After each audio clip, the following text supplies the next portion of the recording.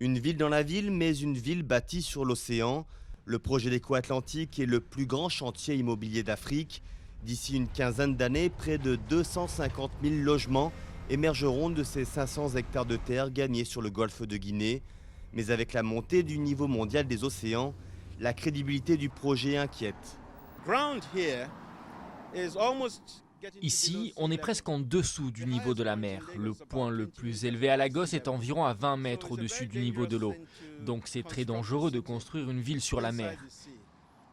Il y a aussi des conséquences sur les courants de l'océan Atlantique, sur le mouvement de l'eau, de l'hydrologie, mais aussi à l'intérieur du lagon et des criques de Lagos.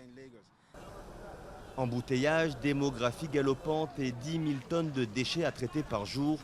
La capitale économique du Nigeria souffre de tous les maux d'une mégapole. Un défi écologique de taille pour la municipalité qui a lancé plusieurs projets. Recyclage, transport public, circulation contrôlée, nettoyage des rues. Des initiatives qui se mettent en place avec l'aide de la jeunesse. Lagos est si grande et si agitée qu'on peut s'attendre à ce qu'elle soit très sale. Mais nous avons vraiment besoin de garder la ville propre. À Makoko, gigantesque bidonville construit sur l'eau, pollution rime avec changement climatique. Les communautés de pêcheurs souffrent de la disparition des poissons et des inondations intempestives. Avant, l'harmattan arrivait à un moment précis et on avait une bonne pêche. Mais maintenant, l'harmattan est imprévisible, les saisons sont en retard et elles arrivent d'un coup avec des tempêtes. Les eaux sont polluées et la pêche est mauvaise. On pêchait vraiment beaucoup de poissons, mais maintenant ça a changé.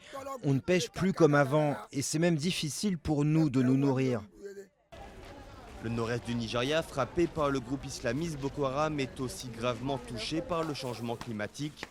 Le lac Tchad frontalier, dont la superficie a diminué de 90% à 30 ans, alimente plusieurs millions de personnes.